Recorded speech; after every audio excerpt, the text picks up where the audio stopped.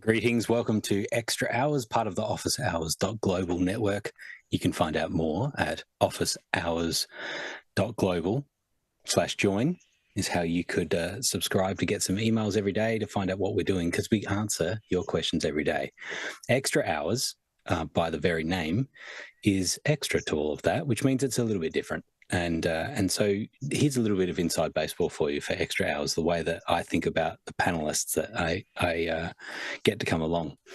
If Alex is on the panel, then we need to max out at like 4 people, right? Because otherwise they're just not going to get a chance to talk. And so that's how it works. And so if Alex is not on the panel, I'll go up to 6. I go 5 or 6 and we have a larger panel. So then I thought, what about if Fenwick joined the panel? And I realized I have a new combination, and that is we don't need anyone else other than Alex and Fenwick. We'll be set for a good hour discussion. So I think that's a great idea. That's perfect. As long as Alex doesn't talk too much, it'll be fine.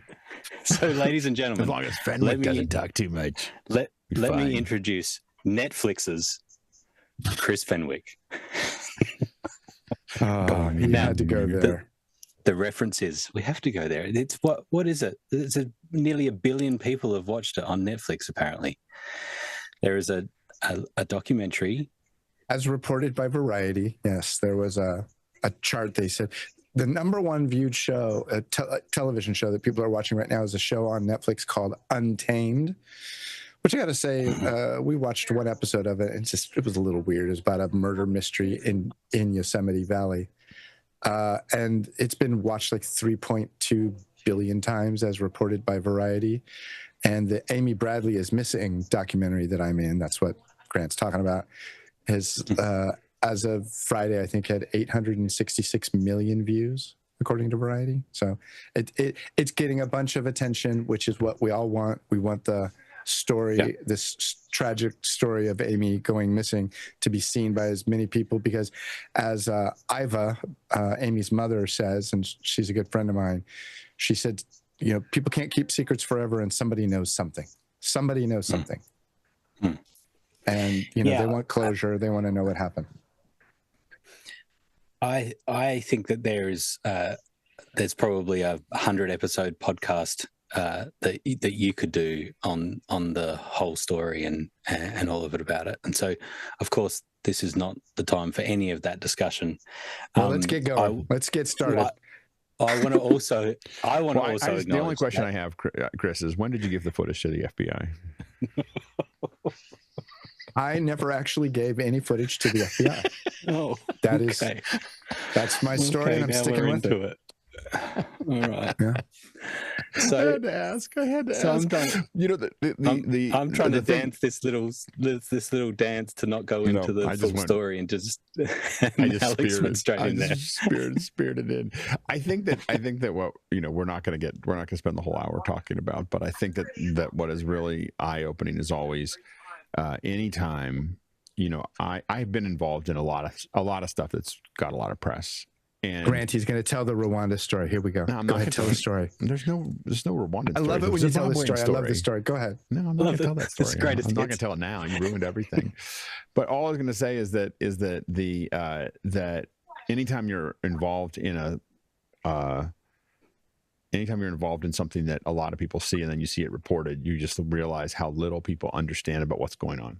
Like, it's just people have all these opinions about it and everything else, and you were there, you saw it, sometimes you did it, and so and you're watching them talk about it, and you're just I was working on an event this weekend, and you're watching people react to that event and talk about things around it, angry or this way or that. There weren't enough tickets, or there weren't enough availability or whatever, and they're like, it's all a conspiracy. They had all these opinions online and Facebook, and you're looking back going, it just has nothing to do with the truth. Like, it's not, you're not even close to what the real situation is, and it's just something I think it's important for us to again, we worry about fake news and we worry about AI, And it's all happening. It's been all happening forever. Since people started writing down what something happened that wasn't them, like it's been happening. Did you see that cave painting that Grog wrote in the tent? Yeah, that exactly. bison wasn't anywhere near that big. No, the story that That's exactly the story that Alex isn't telling. He was in Africa. He's watching CNN. I think it was. I was showing I'll tell. this crowd. Okay, he's forcing Please me to tell the story. Because I can't have you tell because I'll that'll be tell it. accurate, and then it'll be. See, now you're about Fake to news. create fake news. Audience requests. So it turned out, you pick a bunch of times to go to do things, and you don't know what's going to happen when you go there. And in this case, what I did is I picked, the time that it was time to go to Zimbabwe was June of 2000, which was, it turned out, it wasn't scheduled when I picked the date, but by the time I was on my way down, it was the big elections with the MDC versus ZANU-PF. And I mean, literally, I got there. The Economist that week or whatever was, Africa, a lost continent, or the dark continent, or a lost continent, or something like that. There was, I got there, and they were, and the election was happening in the middle of my stay there, and people were, really worried for me and everything else. I was like, in fact, a friend of mine who works, in government gave me the RSO, the regional security officer for the embassy, like if you have a problem, you call this number, and then he goes, and if that person doesn't answer, he goes, call this number. And it was the head of security for Mugabe, who he had trained with. He had trained, he's a guy that worked in the industry. So anyway, everyone was worried. I went down there, nothing happened. But the main thing is that I was sitting in a bar in the Cresta Hotel, which was kind of just outside of the downtown. It was right across the street from the school I was teaching at. And so in the Cresta Hotel, they had seen an international playing on the night of the election. And MDC was winning a bunch of stuff, and they were showing all these people jumping up and down and cheering. And I walked outside. I was like, where is this happening? Like, it looks like it's right downtown. There was nobody, because everyone was afraid of what would happen if the MDC won, and so you looked out there and it's empty. And then I go back and I look, and there's this huge crowd of people, and I realized that they had taken the camera and gone up a little bit. And when I started counting heads, I was like, oh, there's about 20 people there. There's like 20 people that somehow they collected around a camera, and maybe they were excited, but the way that they had just there's all these things you can do. You shoot a long lens a little higher, and it looks like there's a lot of people. You drop that lens down, you pull it back and go wide, and it look like nobody's there. And this isn't, it's not lying, but it's not telling the truth either. And so that was that was the shift when I was in the middle of that and watched it happen. It was like it just unwrapped something in my head where I just look at all news as someone's point of view, right? Like it's somebody's point of view, or it's a point of view that they want to push forward, and you have to listen to it through that filter of, okay, well, they're saying that, and that's the filter. And there's another one where I don't know if I think I told the story before, but I'm always worried because Grant will remind me. So Grant, you'll tell me if you like this story or not, or anything else. Okay. I was in Denver, and we were working. Did I tell you about when we were working the debates in Denver between Obama and Romney? This is a good one. Yeah, Grant, so, you're gonna like this. And so anyway, this is on the A side. And I hit a metal yellow jacket, and it made a loud bang during the convention. If you go back and look at that one, somewhere in the middle, loud bang, and everyone looks over like what just happened. And a Secret Service, what happened was the door was open because all the cables were going. It's where all the cables were, all the power and everything else was going into the room, and the door had to be open, and there was a metal thing, and I pulled a 1650 Pelican case over it and made a loud bang. I didn't expect it. And then I looked over kind of sheepishly, and the security guard just looked at me and just said, just keep going, anyway, it was on like Fox News that night, talking about the loud bang and the conspiracy theory around it and everything else. And there was all this stuff, these conspiracy theories of someone got shot and they were after whatever. And there was like all this stuff. And I was just watching it going, I can't say anything because it's too embarrassing. I finally got over it and decided I could say something now, 12 years later, 13 years later. But for 10 years, I didn't breathe it. I was just like, for 10 years, Alex has been an active shooter. In that in everybody's head, head, what I've been saying, Alex, for the last couple of weeks is, and I put it on a little post-it on my monitor here, it says language fails us. And it's interesting that when we start examining the world that we live in, Grant and I were talking about it beforehand, and we were talking about some of the, I'll call it the cast of characters from the documentary. And he goes, well, who really bothers me is this guy. And I go, how do you know that the story that you heard is accurate? How do you know that that's right? I did not give a tape to the FBI, but you saw it on TV. Well, and So- you talk to you anyone say. that's on reality, anybody that's in reality shows will tell you privately, because they've signed NDAs that they can't say anything about it publicly. They'll tell you that like none of that is true. Like it's all, number one is they're pushing them all into these situations to get the reaction, and then they are recutting it to tell a story that the editor wants to tell, not like what happened in in the actual reality show. Any show where you see a credit called story editor, you could throw that one out.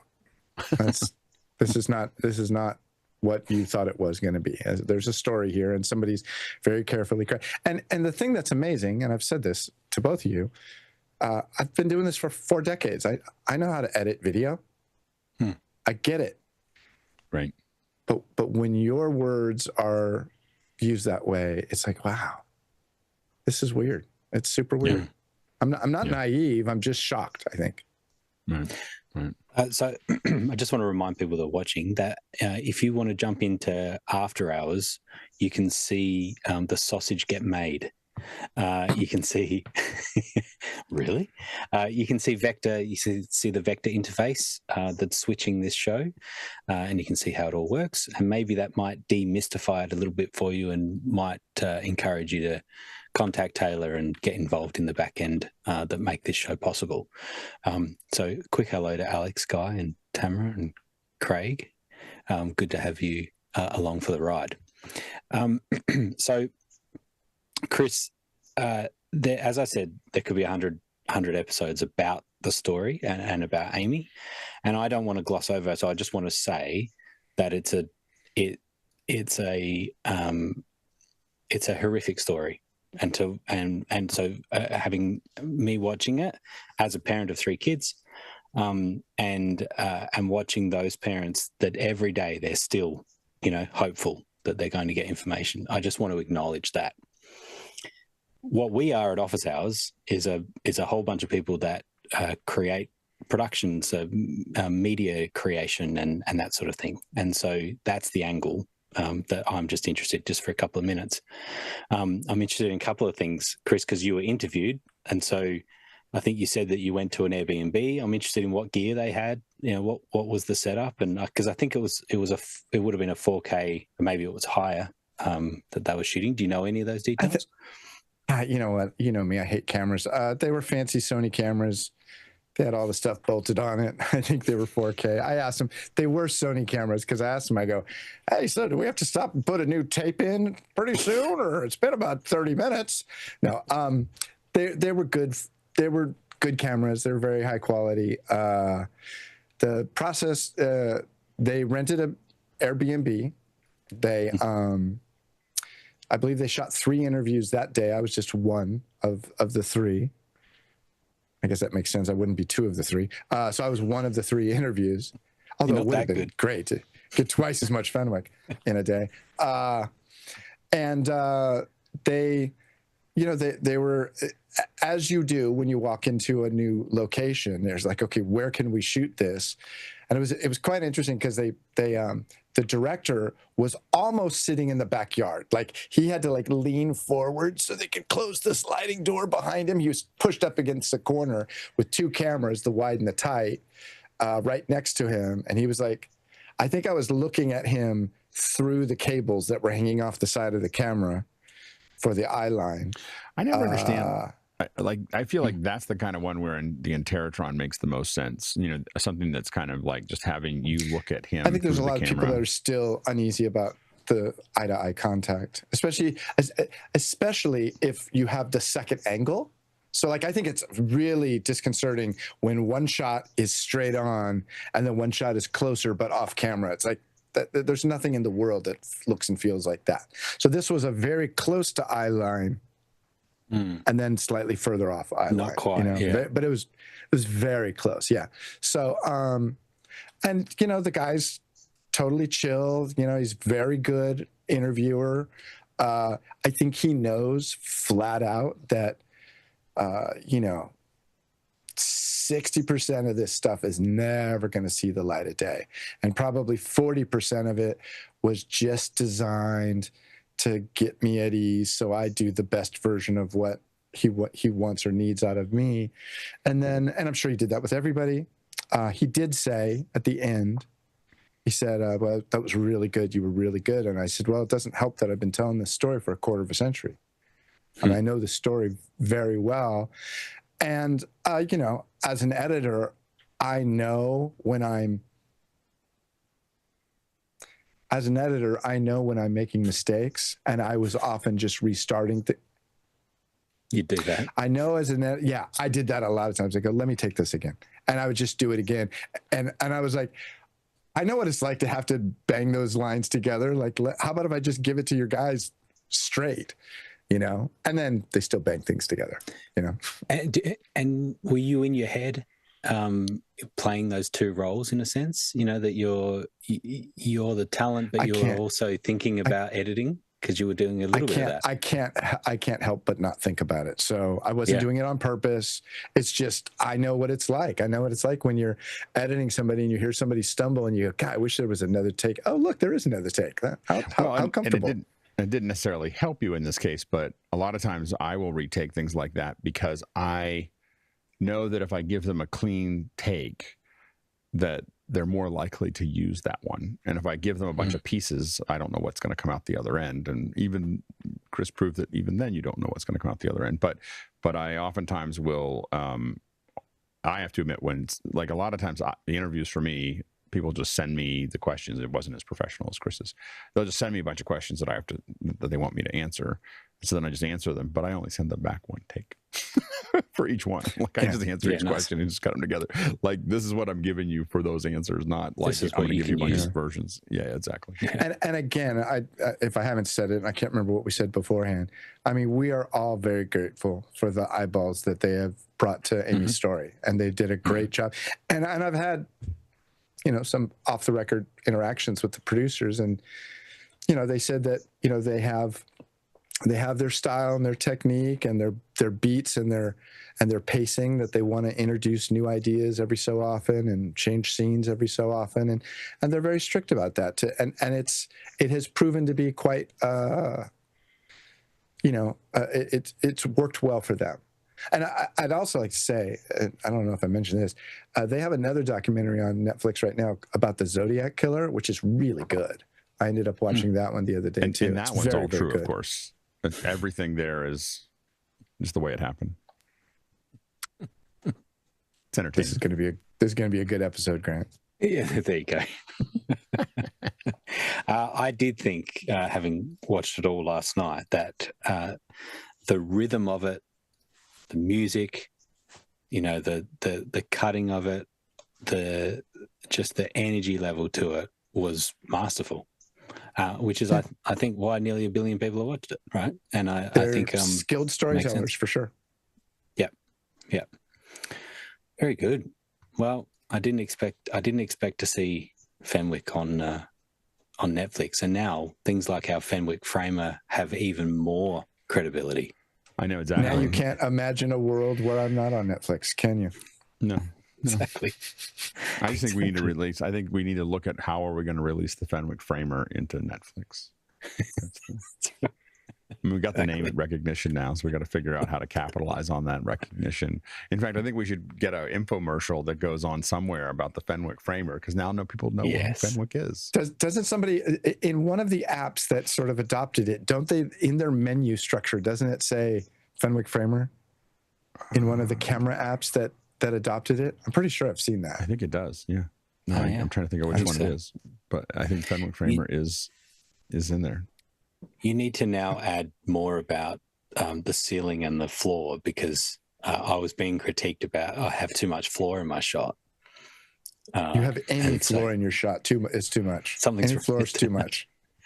That's right. And this is the compromise of my setup, is I got a 32-inch monitor in front of me, and so it is a little bit higher than it should be. I like it high. So that's my excuse. Well, it's better high than low, right? Yeah, I got a double chin. That's why I like it high. Pulls my head up. Need it really high. I'm telling you, like you're looking for like why? I got a double chin. Like there's I light for it. I frame for it. I put the camera where it is. I know where it is. So I shoot a lot of interviews. Is your lens? How high is your lens above your eye line? My lens is about, let's see, about 6 inches higher than me. Oh, wow. Mm-hmm. But it's a fair distance away, more than 3 feet away? It is more than 3 feet away. Yeah. Okay. I like longer lenses, and I like to move the camera further away because it makes it look, it's easier to make the eye line work when the camera is further away from you. This turned into a ruthless review. Yeah. Of what happened here, because I can see a little bit of short depth of field, because I'm mostly, there's just junk behind me. Like there's just random stuff back there. It's just out of focus. Everyone's really like, wow, your office looks great. I'm like, it's just junk. It's literally, oftentimes it's just Amazon boxes, like of stuff. In fact, it is Amazon boxes right back there. And a hard drive, a really cool hard drive. Okay. You're wondering if I can talk about it. I can. Oh, you can talk about it. I can talk about it. This is lent to me. It wasn't given to me. Lent to me by OWC, actually. Thanks to Jason Daish. It came in a cool Pelican case. This is a Thunderblade. So we'll see how fast it goes. This is a Thunderbolt 5. And it is, I think this is 24 terabytes of just speed. So I'm gonna we'll test it. So we're getting ready for a shoot this weekend, or on Friday, and then all of next week with the new Blackmagic 180-degree camera, and you need a fast drive to look at the footage, or to work with the footage, or offload the footage. And so you have to strap that to the camera. No, you don't. The camera has its own. The problem you get into with when you have something that potentially can take up to a terabyte per, or 8 terabytes per hour of information, you need to be able to clear that sometime today, right? Like if you think about how long it takes to move a terabyte. Now think about how long it takes to move. And Chris, we can hear some TV there.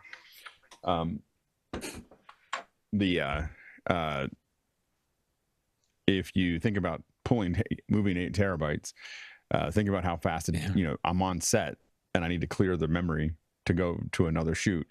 I need something on set to move all that stuff off. And so I needed to figure that out. Yeah. So it speeds up to 6,600 bytes per second. So anyway, so that's it's pretty important to be able to pull it off. I'm not trying to capture directly to it, which we're using the actual memory modules that come with the camera, but then I have to pull it off there, and I need something that can go fast. So, and you pull it off with 10 gig Ethernet? To be determined. I'm learning. So I haven't used these memory modules. So I'm looking at trying to get a dock. There's a dock. Yeah, there's a dock. Okay. I don't have the dock yet. I do have on order. I have a M3 Ultra Studio coming on Wednesday. So that's kind of the workstation with this drive to be able to preview things and open them up and process them and so on and so forth. And do you have a project that you can put it straight on, or you can play around for a while? Yeah, no. So we're gonna we have a band already coming in on Friday that if everything goes well and the camera shows up and the band shows up and everything else, we're gonna shoot 180 degree of a really cool band. They're called Silk Road. They're out of San Jose, and it's a cool band. And so we're gonna shoot 4 songs with them and see how it goes. So that's going to be, they're willing in the to come same studio? Same studio that we've used in the past. Yeah. And so, what's great is we get to use the studio can get the great recording because they've got Neve preamps, going into Pro Tools. And so we have that kind of set up, and then we have, so that's kind of part of it. And then we'll have, we'll be shooting with this camera. We'll probably bring some regular 16:9s as well, just to capture a little bit there. So just make sure that it's mostly so I can give the band back some footage. I need to, and I think that they were, because they won't be able to see the 180 Here's degree your stuff. footage. So, Have you got a Vision Pro? yeah, exactly. So I figured maybe some 16:9 might be nice. So we're gonna give them some stuff they can shoot there. So I'm pretty excited about it. I saw them play in San Jose a couple maybe a month ago with my daughter. So they're good.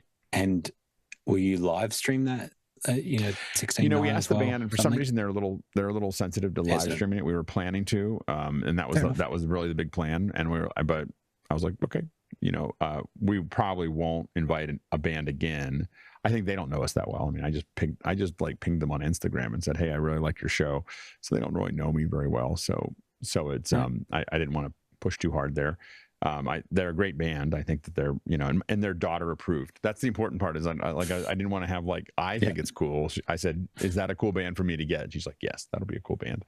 They were opening for another artist named Isha, that's who my daughter knows all the words to her songs, even the inappropriate. Your daughter's like, whatever excuse, if I can just hang out with that band for the day, that'd be great. Here's the worst part is my daughter is out of town, so she doesn't get to see them. I just get to show pictures.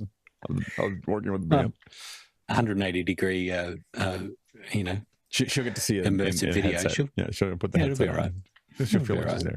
So hopefully everything will go well. I mean, not all we haven't done this before, and not all the pieces are here, and all those things, and so it could be a horrible failure. But right now we feel positive, or I feel positive about it. We're pretty excited to have them there. Nice. So we have got a couple of questions. Let's I can have a little look here. I want to say hello to Joe. Hello, Joe. From Zach Jeffries. As somebody that is paranoid about being misunderstood or important information being dismissed, how do you keep that at bay to feel natural and on point on camera for yourself or your client? Alex? You're going to be misunderstood. It's accepting the reality of life. It's like there is a certain level of, you just have to understand the kind of the precision of life. And I think that a lot of people expect life to be more precise, than it is. So that things are going to be a certain way, or things are going to handle it a certain way. And, I go into most things. I tend to get worst case scenario things in my head all the time. And so I had a load in over the weekend, and I just assumed that Thursday would be a disaster. Like nothing's going to work. And, it's all like going to be a mess. It's like, there are 400 people and 50 trucks all showing up, and there's gear and things and security, and everybody's worried about something. Everybody's got their own thing. And there's, all this stuff you have to think about. And so you're trying to I just assume that we're not going to be able to find anything. So every time you find something, you're like, oh, that's great. It's much easier to be an often surprised pessimist than the opposite. The worst is to be an optimist all the time that's getting surprised, because that means you're being disappointed all the time. I think everything's going to be bad all the time. And then I just go, wow, this day didn't turn out half as bad as I thought. And so, so I think that in the same case, I mean, you just have to know that if you're going to speak, you have to understand that when you speak in public, or anyone's going to record something, I mean, anytime you talk to someone, they misunderstand you. There's so many times when you are talking about whatever it is and they don't get it.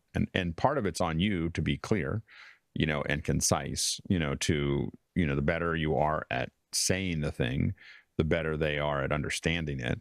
But at the same time, people have, especially when you're working in a documentary or someone's going to cut up your interview, they have a point of view. They are trying to tell a story, and you are just a paintbrush, and so you have to go into it knowing I'm a paintbrush. I'm whatever it is, purple for them. And they're going to, when they need to add a little purple, they're going to add a little of whatever I said. And how they mix that together with some other things, I don't have any control over, or I have a ton of control over it. And it's also why I tend to not give that many, like when I speak in public, I tend to not let people have good records of me. I got in trouble once 25 years ago or something for what I said. And from then on, pretty much I tell everyone to turn their cameras off. We're going to find it. We're going to find it, Chris. Yeah. Get on exactly. that. Yeah. Fenwick, do you have an observation on this? Your experience aside. Well, I think, like I said earlier, language fails us. I agree with Alex. A lot of stuff is going to get lost in translation. It's going to get lost in translation. I know that I try to be very clear. I try to be very concise. I try to hit story beats in a way that are palatable. You know, you need to set up a story sometimes. You need to set up, like, okay, like, you're going to hear about this, but first I need you to understand these three things. 1, 2, and 3. You know, when I was a kid in junior high, I took geometry, and geometry was my favorite class. It may have been my favorite class ever. It's because it teaches you to think logically. These are the 2 or 3 things I know. This is the thing I'm trying to prove. And in between there is an undetermined number of steps that I need you to buy into. I need you to understand these things in this order so that we can both come to the same conclusion. And so life, as it turns out, is very much a geometry problem. I need to get you to a place. And we know that circles are round, and we know that squares are, you know, four sides that are the same, you know, with 90-degree corners that are the equal lengths. In between here and there, that's where the mystery lies. And let's get there together. Step 1, step 2, whatever, and you get there. I think of life oftentimes as LUTs, lookup tables. You know, lookup table is telling you, I want to go from this color space or this color to another color, right? But if you apply a LUT to, if you have to the wrong thing, if you make the wrong assumption about where it started, you end up with the wrong color. You end up in the wrong place, right? Like, it's like a series of maps that say, just go left, then go right, then go down here and go left. Without a reference point of where you started, you won't get there, right? And so when you're talking to someone, you have to get to a point where they agree with the starting point. If they don't agree with the starting point, it doesn't matter what you tell them about the other parts, because there's no shared reference point. And in geometry, that's the given. Yeah, this is what we know. Exactly. So I think my favorite game that I don't get to play enough is 8-ball or pool. For that same reason, that's a game of geometry, right? Because the thing that I love about it is that it's not just about, I want to get this ball in that pocket. I've got to use this ball to hit that ball to get that ball in the pocket. And so there is a bunch of geometry that happens. Now it's all about how I hit the cue ball. Firstly, how do I hit it? What am I looking at when I hit the object ball? You know, there's all of this to it, which one of the... No? All I was going to say is what I love about pool is that I played a lot when I was in a boarding school, and there was the 2 things we knew how to play were pool and foosball. And so but with pool, what's interesting is the first step is you got to get good. And I think it's such a great lesson for life is in pool. The first thing is just to master being able to hit one ball into another ball to get it in, right? And it takes a long time to master that part. Like, don't worry about anything else. Just worry about that. But then, as you get better, you now have to worry about, does the cue ball follow it, or does it? How are you setting up your next shot with what you're doing with the first shot? So now there's this complicated process of, I'm going to hit it, but I got to hit it in a certain way so that when it hits, it stops, or it goes over, or it goes through, whatever that is that I have to do so that I can set up for my next shot. And then you get better, and you're not setting up for just your next shot. You're setting up to put when you've decided that you can't make another good shot, how do I put it in a place that my opponent is in a disadvantaged situation? You know, like, so I'm going to leave the ball somewhere that's really hard to shoot from. So it looks simple when you, I just think that there's so many things that look simple when you start and then get really complicated, like when you start really thinking about them. All I can say this, the 3 of us are playing pool next time Grant comes to the States, because I used to play a lot of pool too. It's a great game. I'm sure you'll beat me. We call that shape. Yeah, exactly. What is the shape that you get on the cue ball for the next shot? And if you're really working it, you're planning 2 or 3 or 4 shots in advance to run the table. So just to bring us full circle to how we started our conversation, when we're talking about a cruise ship, I'm bringing these two conversations together, and that is on the 10th deck of the cruise ship, we played pool on this auto leveling pool table. I was about to say, how do you play pool on a ship? Did it work? Did it work? Yeah, absolutely worked. It has a but aren't the balls affected too? Nope. It's mind-boggling. So there is a single pivot in the middle. You can see it. It's very hard to show how much it's moving, because what's the reference to what's moving?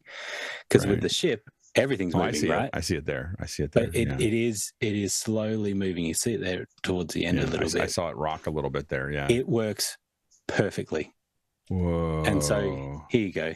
Yeah, you can see there's a central pivot, and then a bunch of actuators. Oh, I see. Okay, got it.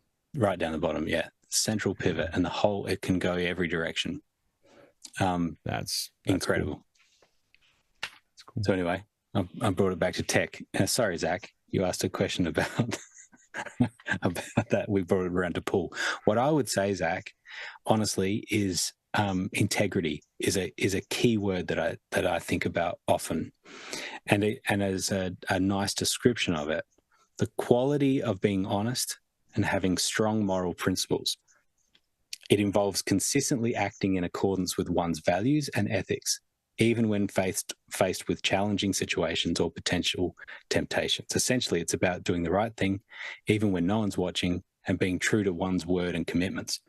I feel like if one person calls you a goose, you may or may not be a goose. You're probably not a goose. If 10 people call you a goose, you're likely a goose. And so it's about being the same and being consistent all the time. And so no matter whether you're in front of a camera or you're by yourself or you're in front of your family or whoever it is, that you maintain your integrity and that people know who you truly are. That would be my take on that. The next question is from Taylor, saying, would the LDI conference be worth going to? Also, what is the LDI conference? That's one, Taylor. Alex? Yeah, the LDI is, I don't know what the I stand. I don't actually know what it stands for. It's a lighting expo. So it's the lighting design. The part I don't know is the I. I don't know what it means, but I know that it's the biggest lighting expo in the world. So if you're talking about, everything from LED walls to stage lighting to all kinds of other lighting, and I think it's in December. Let's see, look here, December 7th through the 9th in Las Vegas, which is it's a great place to shoot. It'll be in the Las Vegas Convention Center. So I think it'd be great to cover. I think that I saw some crazy lighting this weekend, so I think it is it'd be really fun to cover it as one of the events. I am trying to think as we look forward to when we want to start doing more coverage is, what are the tent poles? Like, what are the places? Like, I feel like NAB and IBC are kind of obvious tent poles. And then you have Cinegear and Seagraph are other ones that would be interesting to us. And then I think LDI is another one that, if you start thinking about the cadence too, like they all got to be a little bit apart. CES, I think, would be another good one. NAM would be another good one as we start to build like kind of a schedule of those things. And that kind of, you cover those and you add a couple more, Infocom, maybe a couple others, and you've kind of filled out the year of potential coverage. Live Design International is what Richard says, and Joe. Makes sense. Yeah. Lighting design or live design? Live design. That's what I did see that on their site as well. Live design. Yeah. So, but it's mostly lighting, I think, and it is anyway. But it's live event. But it says, I could be wrong. It says live. I've never been there. I just know of it. So I think it'd be fun to go. So let's start thinking about it. Andy NAB New York is another one that we're kind of thinking about. Andy says, I've been and enjoyed it. It was tailored to theatrical and stage technology and touring shows when I was there. That sounds right. Interesting. Good one. Next question. we have here is also from Zach. When non-rack equipment goes out of everyday use, things like routers, switches, ATEM minis, etc., items that are loose and typically have wall warts, if they're worth keeping using, what's the best storage method? Oh, it depends. I mean, if you're going out with the same thing all the time, then I would say, a lot of times we use either like TechTrack or other things like that, where you kind of build around them in your Pelican case so that you've got little slots, of everything. I'm going to slide all this stuff in so they all kind of fit together. The other thing that I really like to use a lot is the Domkey soft wraps. I have so many. So they're all different sizes, and they basically are Velcro corners and then kind of a Velcro outer shell. And so you can just wrap them around your stuff and pack them together, and it makes it nice and soft. So for a lot of those kinds of things, what I do try to avoid is metal touching metal, or the objects touching each other. So I'm always trying to figure out some way to keep them from banging against each other. It may not break them, but the big problem you end up with is that it just slowly wears them down. The vibration of any kind of hard object hitting another hard object without any kind of cushion tends to wear things down. So I'm always kind of conscious to what is banging against each other. The other thing I would say is that if you're flying, you have to think about how will this be unpacked by TSA and then put back together. So when I'm packing, I try to explain to people the number one reason things get broken is not because we packed it badly. It's because we didn't pack it in a way that they could put back together. And so you can there's a way that you can pack everything into the thing, and you're trying to get a whole bunch of stuff into your box, but you're not thinking about, you got to think about who doesn't know anything about this is going to take everything out, and they're going to put it all back in. And if you don't make it really clear of how if you don't make it obvious of how that's going to go, they're going to put it back badly, and then you're going to break things, And so the number one thing we broke is teleprompter glass and monitors. And so we learned with the teleprompter glass, we started packing in a very specific way, in a way that it only goes back in one way, to do it. Like you can't really mess it up. And then we never had one break again. With monitors, we just stopped getting bezel-less monitors. That was the big thing. And we put Velcro along the outer edges of it, and went to Tap Plastics and just got sheets of plexi, and we just Velcro them on. So when they go out to ship, they just get plexi put across the top of them, and nothing breaks after that. Like it just doesn't, and they're not, the folks who are doing it aren't trying to hurt anything. You're one of many of them, and they don't understand it, and they're just trying to get it back in a certain amount of time. So you just have to think through that. The nice thing about the Domkey ones is you can get Velcro things little straps. We used to put things, if we had a lot of them, we would have them for like almost nothing. You can have the name, like router, printed on like you put your name on a name tag for your bag. You just send it out and say router. It's like $3.99 on Amazon. They'll just print them. So you just get these little, and you just stick it onto the outside. So you have a bunch of little labels, and you just stick them onto the outside of the dot, so you know what they are before you have to open them. So anyway, those are some of the things that I would say this is always the problem. The stuff that doesn't go into the rack is, what do you do with all of it? And then the other thing is for cables and all that stuff. Man, I am into cubes. I do packing cubes all the time, like just tons and tons. When I pack, I pack my clothes in packing cubes. I pack my gear in packing cubes. I use a lot of packing cubes. I just like everything to be sorted so that when they come out, I can get them all back. I'm not so sure they're not trying to break the gear sometimes. I've seen. I have video of them throwing my boxes at the airport. That's part of the reason why I don't fly anymore. I'm not talking about the guys loading because I think you're right. It's not so much that they're trying to damage your things. They're frustrated with that you have a bunch of they get frustrated with heavy big bags, and they treat them badly. And that's something we definitely see a pattern of, is if you give them a heavy bag, they're just, oh my gosh, these people, and they just kind of you can just hear them thinking as they bang them in. And part of it, I have to be accountable. Like we would often check in 10 to 20 bags for a lot. and they're all 70 pounds. And so if you're doing a flight and suddenly, there's 15 bags that are 70-pound Pelican cases, or 69.3 pounds of Pelican case, people get, especially the ones, if you're media, it's up to 100 pounds. And so then you got 100-pound bags coming through, and they don't like it. They have to do this all day. I will tell you this, on the cruise ship, that job, I had 33 cases. Yeah. Yeah, exactly. Yeah. So that was going to be my it depends comment. Is it depends if it's flying or if it's going by road, because when it's by road, you tend to want everything on wheels, and you go a little bit heavier in the casing of it and things like that.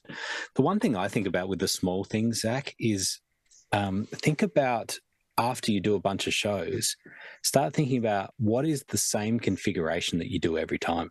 I always pull this router out, and then I pull this other switch out, and then I pull this, router out, or whatever it is.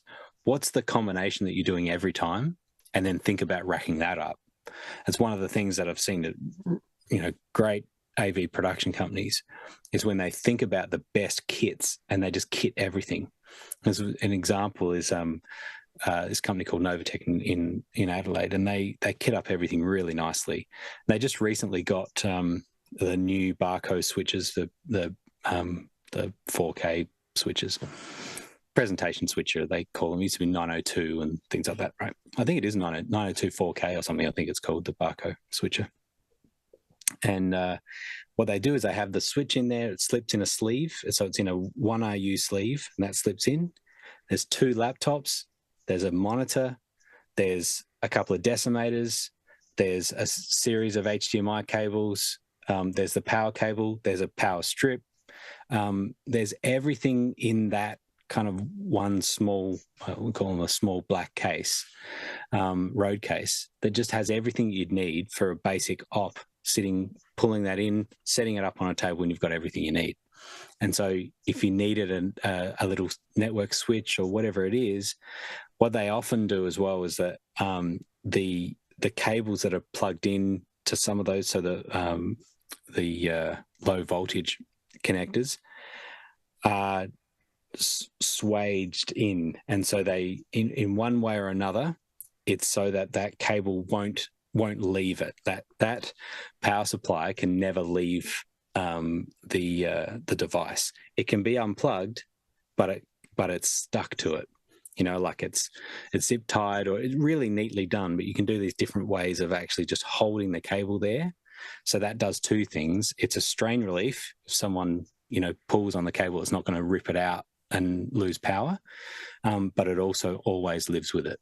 And so no matter where it goes, it's always there, and you can take it off. And so I really like that. Same on the other end, if it's a USB power supply, same again. Sometimes hot glued, sometimes zip tied, neatly done.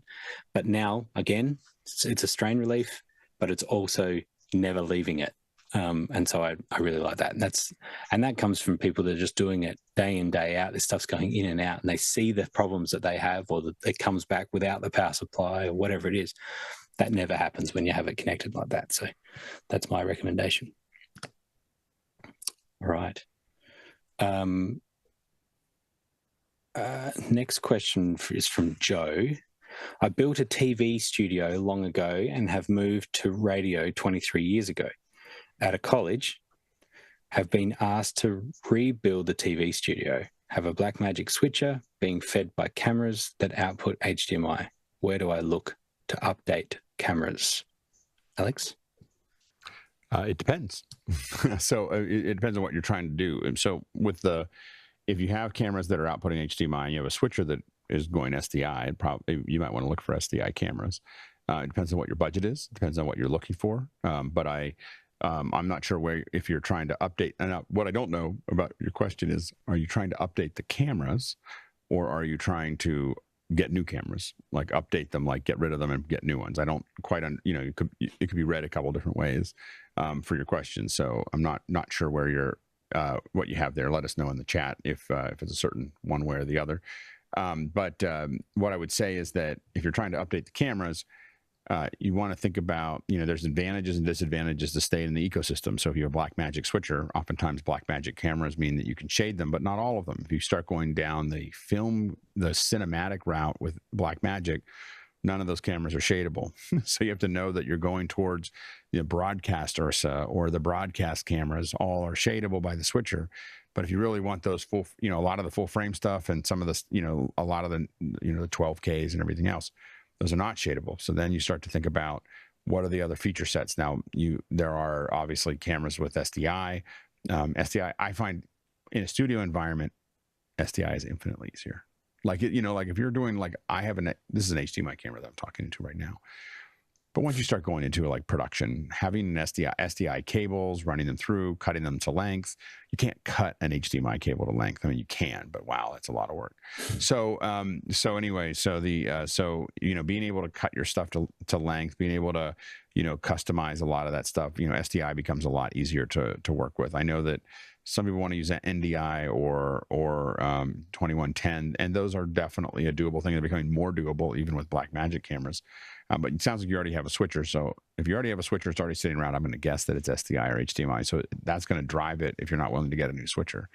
And so those are the things to think about. I mean, there's lots to think about in a TV studio. That the cameras are just part of it. Like, how are you going to light it? What are you going to put as a grid? What are you going to do as comms? What are you going to do for audio? How's that look? And so I don't know if you're rebuilding a studio that already exists, you probably have a grid, you probably have walls, you probably have some of that stuff already there. But if you're just looking to update the cameras, you just decide whether you want to be able to shade them. It's really nice to be able to shade them. What I will say is, in a studio environment, you don't have to shade them nearly as much. Like it's something that's a pretty basic thing. So if you decide you want to use something else, the advantage of things like Sony's is that if you don't have really talented operators, the autofocus is really good. So as in a college, you may have a lot of volunteers, and that autofocus will grab onto people. The problem is you just don't have as much explicit control. I'd rather have students get trained to do it the right way. Like if I'm looking at those, like some of the things to look at is the rocker controls. Like Blackmagic now makes focus and zoom rocker controls and so on and so forth. Think about how you add those, whether it's Blackmagic or something else, so that they really have the tools that they need to be successful, and have them be able to kind of, dial that stuff in, I think is something that makes things a lot easier. So I'd rather spend more time in a student-run environment, not necessarily in a commercial environment, but in a student-run environment. And a lot of people disagree with me, by the way. Like they want to just make it as easy for the students as possible, and let's just make it as automatic, and so that it just gets done. And I'd rather take the time and make the students really good at what they do, and because I think that they get more satisfaction out of that. Like I'm about to help the local high school that my son goes to, upgrade some of the stuff that they're doing and think about how they're moving it forward. And I'm not going after the easiest way for the students to do it. I'm going after how they can do it great. Because people love to be great at things, and they, what they really love? They love being great at hard things. Like it gives them an enormous amount of personal satisfaction to know that it's hard and know that they're good at it, And so I think that you'll get more out of the students. You'll get more students to do it when it's hard, not when it's easy. So it's the inverse of, it's kind of like leaning forward on your skis or leaning back. Like when you lean forward, you think you're going to go faster, but that's actually where you have control. You lean back and you lose all control and you go down the hill badly. And I think that when you want to have in a college, I would try to make things as manual as possible, actually, so that it does mean that you're dependent on being able to have a constant flow of students, but it's easier to have a constant flow of students when they're actually being taught something. Totally agree. I think it comes back to the phrase we often say is about, buy once, cry once. And so it could be that you have to focus in on one particular area, whether that's video or audio or lighting, or hopefully you're building up from audio and making sure that that's all really good. You have a really good soundboard, and so because it's going to be industry standard stuff that some students could use, and then they can, when they are in the industry, they can say, oh yeah, I've used this before, I've used this console before, or I've used this camera before, and it's not just a handy cam, that is set to auto That's all. I don't know anything about it. No, it's a professional camera that requires white balancing and manually focusing and things like that. And so they actually understand it better, and it's a better output too. And I just want to say, I've taught 10-year-olds to do very good camera work. Like, like it's not like kids by the time they're 10 can learn how to use a camera and learn how to do all the things that are there. And in some cases, it's actually easier before they're 14 or 15 years old and they start thinking about lots of other things. And so you get more focus. And I think that we very much underestimate kids. Like, we just underestimate kids all the time, and we undereducate them because we think that they are too young to figure out how to do this. And that's rarely the case. It's rarely the case that you can't teach them, especially anything that's like a skill like this. Fenwick, what's new in Final Cut? I think Alex was joking when he said that earlier. I was giving him a hard time. Yeah, I know. No, I will tell you that the thing I've been using the most lately is the speech to text translation. It's an okay implementation of it. It works quite well and super fast.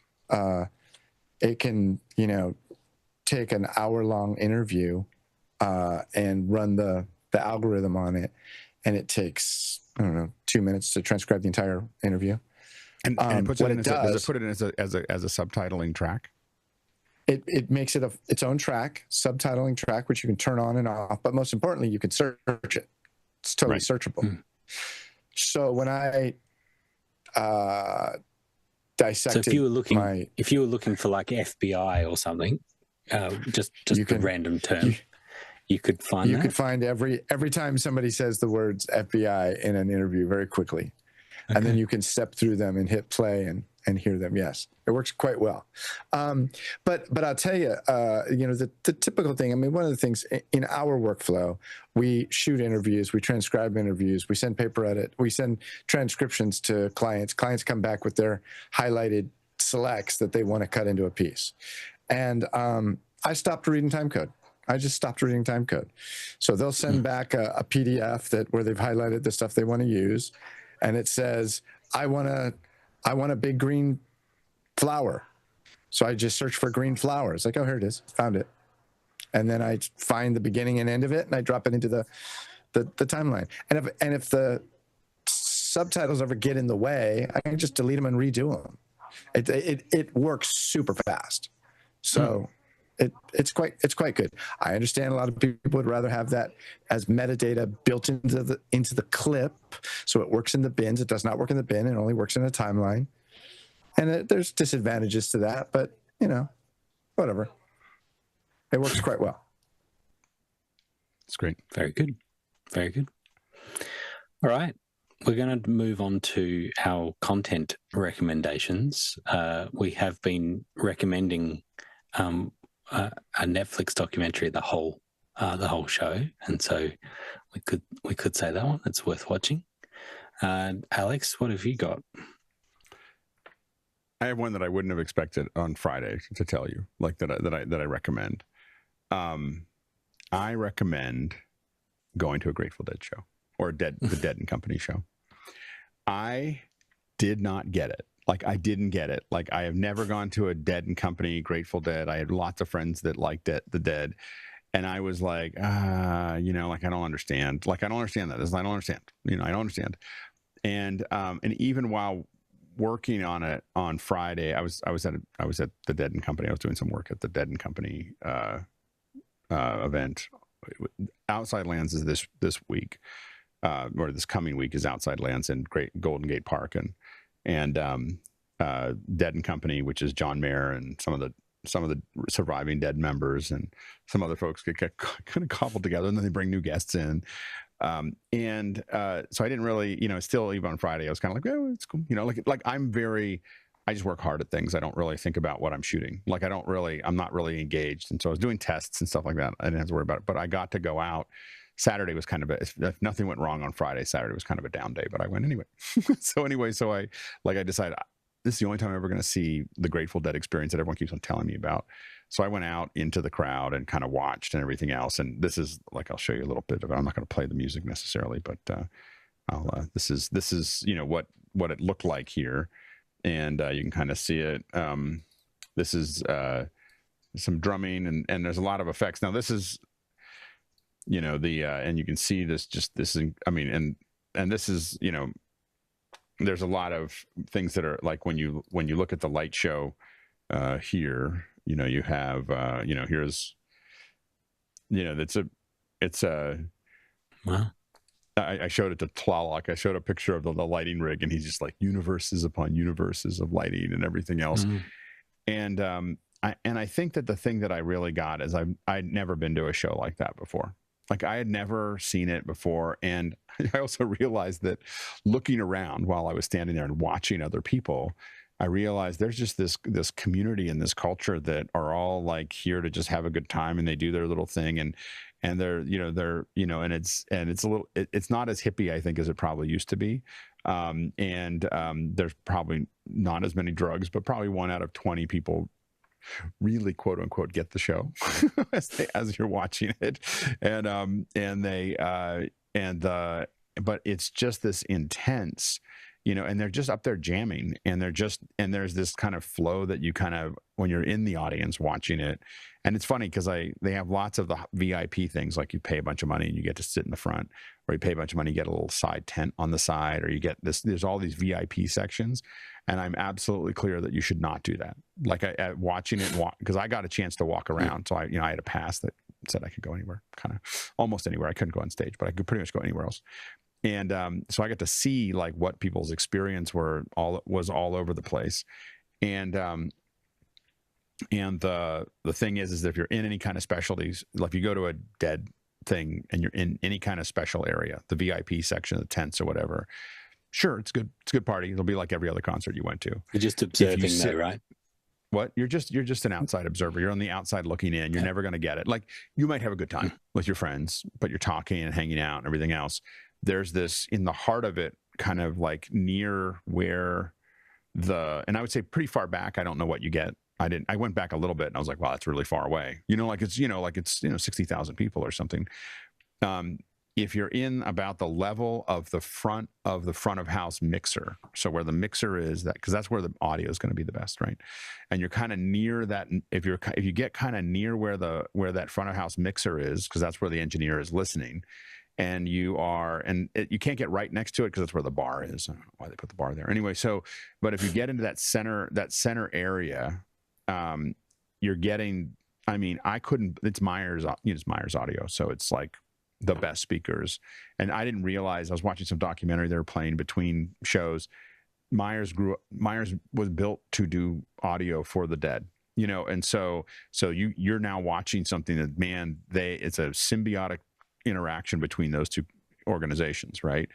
And anyway, it's just this incredible audio.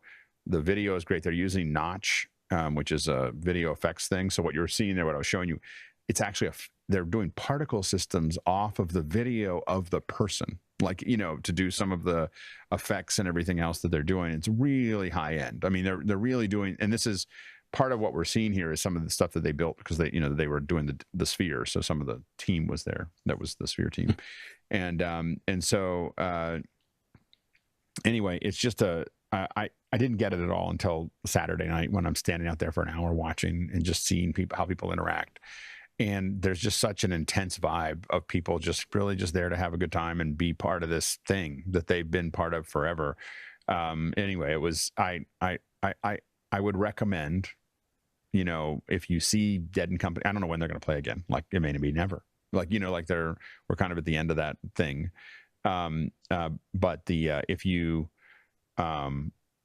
get a chance to see them, it's actually worth it. Like, and again, I would, if you had asked me Friday, I'd be like, yeah, maybe, like maybe you go if someone bought me tickets. In this case, someone kind of did, but put me to work. I would definitely go now after seeing Saturday night and standing there for an hour watching. I would definitely go every time at least for one day, every time the Dead came within my vicinity. I wouldn't tour with them necessarily. I don't have time. I'm a grown up. I just have one question for you, Alex. Yeah. What size do you need? No, I got a sweatshirt. He's got one. I have. Where did I put the sweatshirt? I got no. Not only did I get. So here's the funny thing: is not only do I have a sweatshirt, I now have a Izod kind of shirt that's all tie dye. This is the kind of stuff that happens there. Is I was taking some reference photos. I was walking around. So it's like the very first time when people are able to just start walking in. And so the GA is walking in, general admission. So GA is walking in to get their seats and do all their things. And I'm just walking around taking pictures. Pictures I'm sending to Tlaloc, like of the lights and stuff like that. There's nobody in the way and I can take them. Anyway, and I was not having to do anything. This woman walks up to me and just says, "Hey, would you like this?" And she just hands me a tie-dyed collared shirt. And I looked at her and I was like, sure, thanks. Yes. I put it on, I was like, oh, when in Rome. And so it was, but it kind of feels like that a lot. You looked the part. There. Yeah, exactly. I just fit right in. You were wearing the uniform. So, and then when you got home, did you need to leave that outside? Otherwise, because of the smell? It was a little skunky. Yeah. I mean, there's a lot. I mean, you see what the funny thing is that when you're looking through the cameras, you'll just see these huge puffs of smoke coming out of the crowd. And you're like, what is that guy smoking? Like they've got hazers. They've got hazers everywhere. Oh, no, individuals have hazers. That's the crazy thing is they have individual hazers attached to people. And and it's just, I will also say that I'm going to, Grant always knows I sneak in two things. One of the guys that opened, I think it was Saturday, and he came up and played with the Dead is a guy named Sturgill Simpson. Wow. That guy is a monster. Like I don't know what his recorded music sounds like, but vocals are just off the chart, like just amazing, dude. And I was like, I gotta listen to more. I opened up a little bit on Spotify and I was like, it's okay. Like the recorded stuff is okay, but live he just belts it out, and he's kind of well known for kind of in the the kind of the Fish Dead Sturgill Simpson's kind of in that orbit, but and kind of leans towards country. And he was incredible vocalist. Just I really enjoyed listening to him. So anyway, I don't go to very many concerts. Live music. I did. I actually enjoyed it with lots of people, which is not my. That's not my jam. My jam is usually like, hey, how about no people? And so, or maybe just a few. But I actually, actually had a good time in there. Yeah, I have to admit, I've seen U2 twice, both in stadiums. Once was kind of up on the side in a seat, yeah, and the other time was in general admission, standing up on the ground, and no comparison. Yeah. On the ground was absolutely the best. It was a totally different experience. Like you were part of it, you were in it. There was something about it. If you're in GA, always look. This is my big thing is always look at where the front of house mixer is. Like just look around, figure out where that is, and you want to be as close to that as possible because that's where it sounds the best. That's where the expert is sitting, and everything's going to vary after that. So you think you want to be front row, but especially for this one, I don't think like with all the LED stuff that was going on, I think that you get a better show. Gotta be back in this one. If you look at this here, the show, if you were right up there, you would not get most of what was happening there, and I think it was a really, fascinating. I found it fascinating. And then, wow, they knew merch. Like they build the best merch I've ever. I mean, I got a sweatshirt, and I also I couldn't help myself. They have these collector foiled concert posters that are super cool.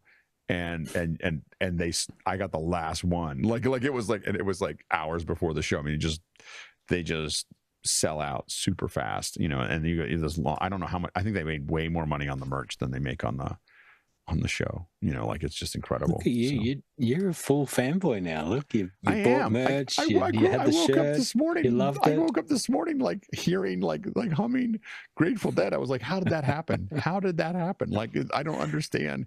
Like, I've gone 55 years. They've been around for 60 years, and I've gone 55 years almost never listening to them. I know one song like that they close with or whatever.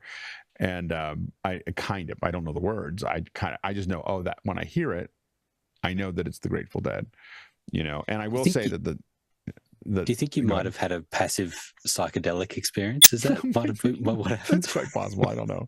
So but it was really interesting. The funny thing is that you realize that the part that the Dead, I don't know, the part that Mickey Hart likes the best is there's a center section where, so the way that they play is they've got an opening set and they've got a break for like 30 minutes, and they come back and play. The opening section's an hour, then they break for 20 or 30 minutes, and they come back for 2 hours. And in the middle of that 2-hour set, they go into this, like, they use what's called the beam, which Sean House, who might have been on our show tangentially, he used to be at ILM, model shop maker at ILM, built a bunch of these for Mickey Hart, which are these, they are these giant chords that you can play, and it's just super, it's like, and he plays it like a violin, and it's just this incredible deep sound that is really hard to experience when you're not there. And then he has all these walls of drums that he plays with a couple other people, and you get that's the, and I guess I was like, that's the best part, and they're like, yeah, he used to do that for an hour. But I think the new crowd that goes to the Dead and Company doesn't really get it, so it's shorter now. So, but that, I think he should. I want to do a concert with him just doing that. Like, let's just do the drum and beam part for 2 hours. I'd be in. So, cool. But anyway, so it again, I was surprised. I didn't really think that I would enjoy it. I mean, I thought I would enjoy it, but I was like, it'd be great. And it was kind of a little bit, and the reason I went out is because I was like, I got to understand this. I got to understand why people are so crazy about it. And then I went out and spent an hour walking around watching it. And I was like, okay, I get it now. Like, I get it. And I would go again. Like, it was fun. It was fun. Nice. Fenwick, you got a content recommendation? Well, a little bit different than Alex's, but a couple of weeks ago, we went to see Oliver Anthony in Sacramento, and we had a great time. It was a great show. He opened with an a cappella version of Amazing Grace. Definitely a little bit of a religious vibe to a lot of it.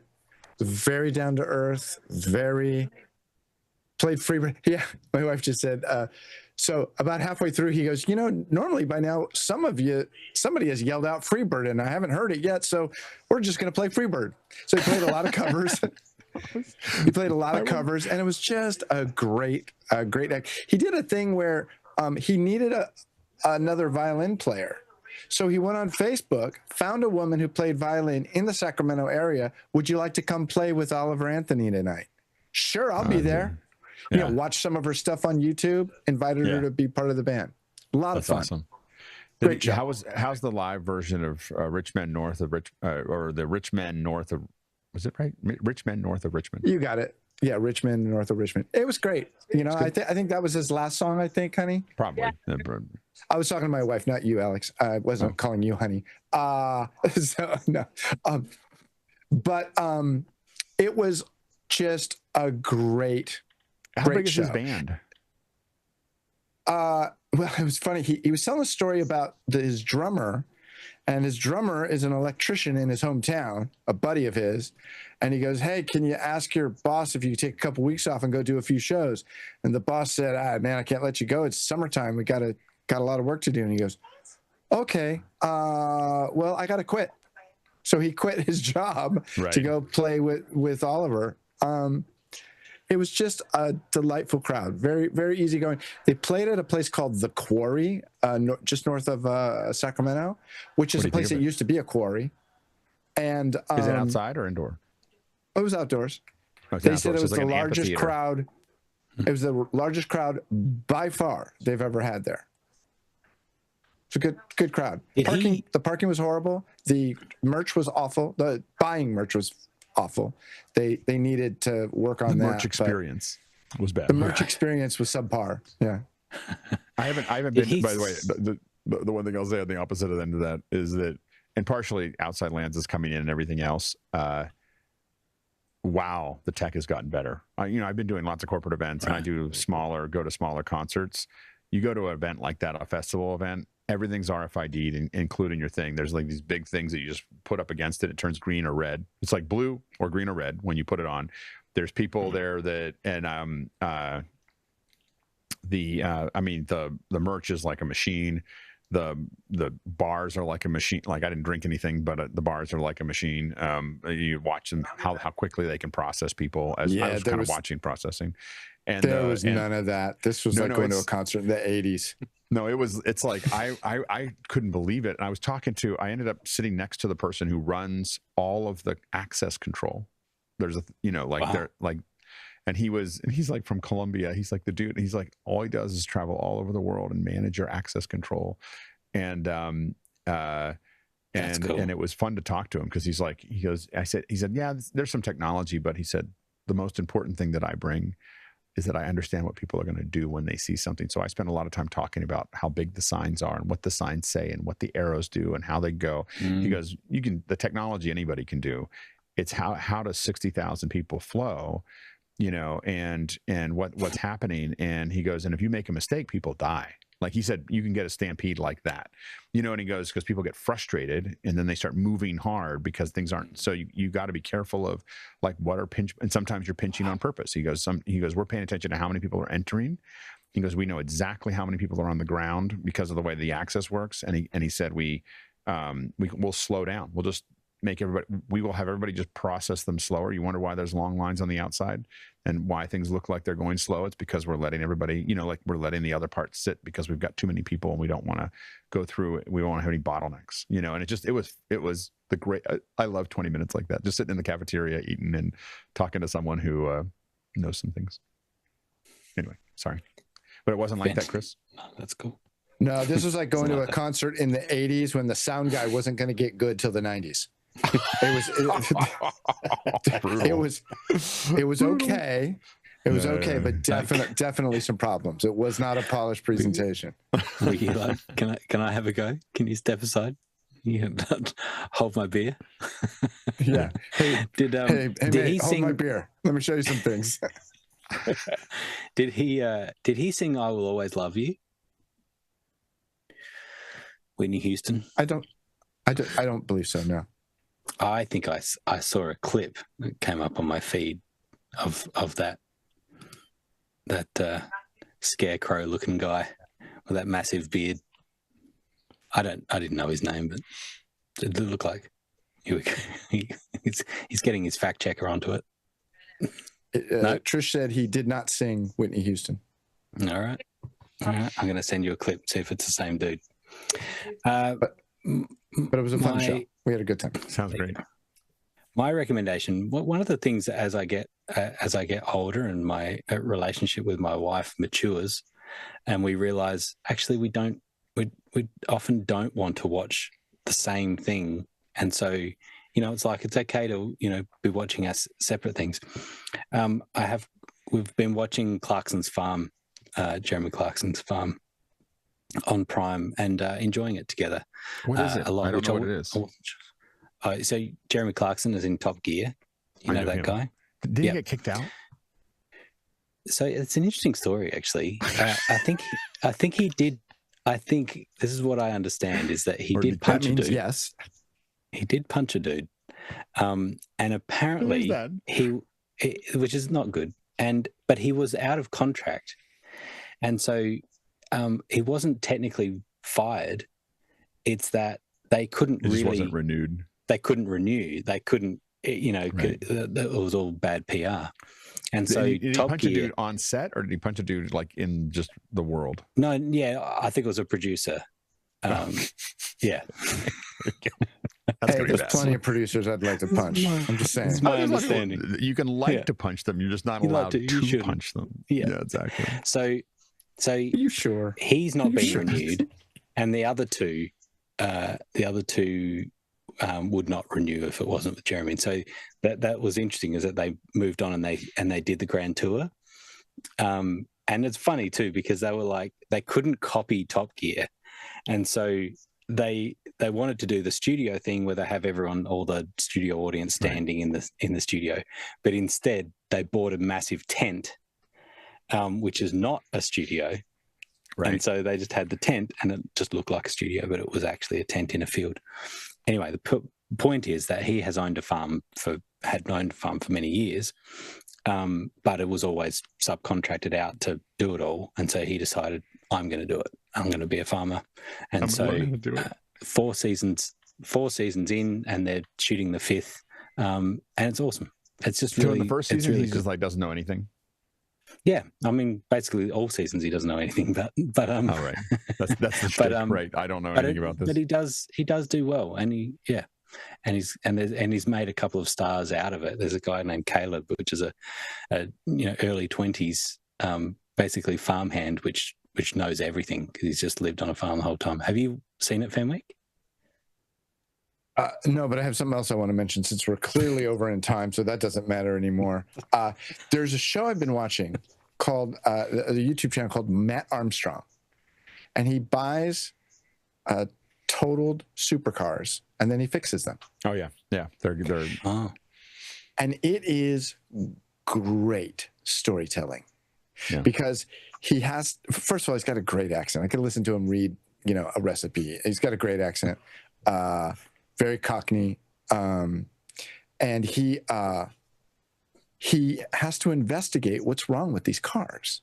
And it starts with, this oil looks low, and this sensor is bad, and apparently can't do anything unless the airbags are repaired, and then we got to plug this thing in. And when he finally gets these cars to start, it is the joy. He's impressed with himself. He's like, I did it. Right. Like exactly. He never thinks it's gonna work, but when it works, it's so exciting. And it really is an interesting sort of breakdown of storytelling. You got to have a little drama, you got to have a little investigation, you solve some problems, and then boom. And I got to tell you, one time I was watching one of them, and when the car finally started, I almost jumped out of my seat. And Trisha's sitting next to me. She goes, "What are you watching?" I go, "Shush, I got to listen to this. He's got the car going." She thought I was nuts, and I am a little nuts. But as pure storytelling, it's just really fascinating to watch it What's unfold. His name? Matt with one T, Armstrong. And he's got 2 channels. One of them is a bit more polished. And then Matt Armstrong 2, or Mark 2, I think he calls it. It's all like shot on an iPhone, and he shoots most of it himself. And it's more, it's slower paced, So, okay. But it's just super. And the latest episode with the current Lamborghini, I think it's a 12-cylinder, naturally aspirated, blah blah blah. But he gets it to start in one episode, and I tell you, he's had some cars he's worked on for like 2 months, and he can't get them to start. And then he has to fix all the body work and the panels and replace this. And it's astonishing how expensive these ridiculous cars are. But storytelling, it's good storytelling. Yeah. Very good. Grant, when you were talking about his, I was thinking about, have you seen The Biggest Little Farm? That rings a bell. It's so good. I don't know that. It's good storytelling, as Chris said. But it's just one movie. You don't have to watch a series. Oh, you that's right. You've mentioned this before. Oh man, I love that movie. It's just so good of them figuring out the shtick. I think what I think they did is they figured out how to use a movie budget to buy a farm, like to build a farm. Like they got the money to make the movie, and then the movie was about them turning it into a farm, and so they got to buy all this land and build it out as a farm, and it was on the budget of the movie because there's not a lot of expenses the way they shot it. And so compared to like a narrative or whatever, you raise a couple $1 million, you can buy a big farm that way. So anyway, and then they sold it to, I don't know where, Netflix or someone, but it's really good. It really had me thinking about food. So, hey, has the glucose monitor? It's great. It's changed me. I look at many things as enemies now. So you literally just watch after you eat. You see what happens. Well, here's the thing that I learned is that I don't need to use it forever. I'm gonna go through 1 or 2 more cycles of 2 weeks at a time to do it, and then I don't need. What I learned was, hey, how about I not eat anything that's processed? Like, just don't do that. And then I learned also, after I eat, like the way I think about eating when I'm at home. In production, I will admit that I kind of eat. What I did do is, in production, is no carbs. Like, I'm in production, I just need to remain, whatever. I very quickly just got all the things out of the cafeteria that were all lots of vegetables. So I look at my plate now, and I have 2/3 of it should be veggies. Like, if it's not 2/3 veggies, then I'm doing something wrong, And so, and at home, I have to admit, the problem I have right now is that I got so good at eating vegetables that meat is like, oh, I'll get around to it. Like, I have eggs every morning, but that's about it. But the other thing is that the way I time my meals now is there's going to be a walk after this meal. Like, I'm just going to get up and, I'm going to go take a walk after I have the meal for 15 minutes or whatever, just kind of work off anything that was there, and then go back to what I was doing. Can you see the value go down after the walk? Like, as in... Oh yeah. If you eat anything, especially with carbs, your glucose starts going up, and your walk will knock it out. But the things that you don't think about are like, I did some things that I knew were going to be bad, but I didn't know how bad they would be.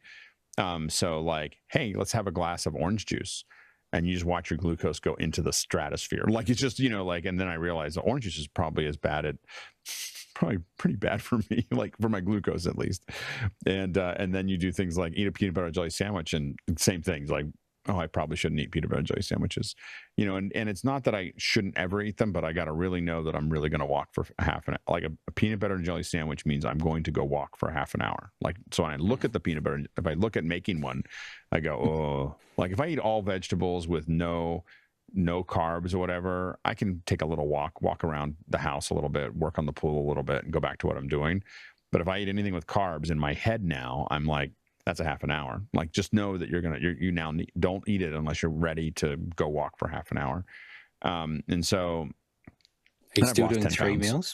I've lost 10 pounds. Yeah, right. So like you can do GPL whatever, or you can just not eat processed foods and sugars, and and it turns out if you do that, I will admit, I'm generally getting about 10 to 12,000 steps a day. So it's also, taking longer walks, and I take them more often and that kind of thing. I hurt my back, so then I couldn't work out or swim. And so now I'm almost done. That's almost fixed. So anyway, so the glucose monitor was, it's all stuff that I knew, but when you do it and then you watch the numbers, you get it's a different experience. It impacts you harder. Like, oh, I see what I'm doing to my body, and so I've become, and I think that the opinion that I already had, which is that basically the agricultural industrial food complex is poisoning us for profit, hasn't changed. like that opinion hasn't changed, but it's now more intense. I just really look at things in boxes. Like, I don't need to eat that. And I also had to get over the fact that I found that I was really having a hard time going to farmers markets and buying a lot of things. Like, it was like I bought a couple things here and there, and I was kind of overwhelmed by talking. I'm gonna have to talk to people about this, or they're all looking at me when I walk in. Like, I got to know what I'm doing. And I somehow got through that. And now that's the grocery store. Like, I just there's a farmer's market in Marin every day somewhere, except for Monday, it turns out. And so that's my grocery store. I just go to farmers markets, and people will say, well, how can you afford that? The answer is, I don't eat out ever. Like, it's just, I can't maintain my weight and eat out. So I just gave that up. And so anyway, I'm getting really good at cooking. Good. So really yeah. good. So I would say, the one that you can get these ones. I got Lingo. There's a couple of other. You don't have to be diabetic. You don't have to have a prescription. You can order them on Amazon. They're not cheap. They're $50 for 2 weeks. But I would recommend people do it for, 2 or 3 cycles and watch it on your phone. And do you feel it? Oh yeah, I have twice as much energy now that I had a month ago. No, sorry. I mean, do you feel the monitor at all? Oh, no. You don't even feel like putting it on. Like, that's the weirdest thing. Like, you look at it, when you look at it, it's got a huge needle. Like, you're like, how is that going to not hurt? And you clunk it onto you clunk it onto your arm. The second one I did a little too low, and I could feel a little bit every once in a while. But if you clunk it onto your upper arm, You never feel it other than rubbing something over it. But even then, it's not like you rub them, it hurts. You just feel that there's a piece of plastic on you. But I was kind of surprised that it didn't hurt, like to put it on, like at all. Like I didn't even notice that. I was like, I think it just stuck. I don't even think that needle went in, but I started getting data. So evidently, yes. It worked. Yeah. Very good. Well, we started by talking a little bit about conspiracy, and then we've ended talking about a little bit of conspiracy. So yeah, bookends. Speaking of bookends, Chris, you've bookended your day with office hours. You just can't get enough. Thank you for doing a double shift. Can't get enough of you, Grant. There you go. Well, I wasn't there this morning, but I'm glad that it's good to have Chris back in I love having Chris on the show. It's good to have him back in the morning and the evening because he adds a lot to it. So exactly. My hunch was right that we only needed the three of us. We've gone over by 50%, which was not the plan, but thank you for everyone sticking around, particularly the back end crew, Taylor, Robert, Peter, and a special shout out to Richard for his new trainee learning the ropes. And you too could be like Richard and learn the ropes, see how it all works, and get familiar with how Vector works in mixing in the cloud. So please get in contact with Taylor if you would like to do that. And thank you all in the chat. I think we had 60 or 70 people that were watching along, enjoying the ride, and it's been fun. Thank you, Alex and Chris. We'll see you everyone next week. Bye-bye.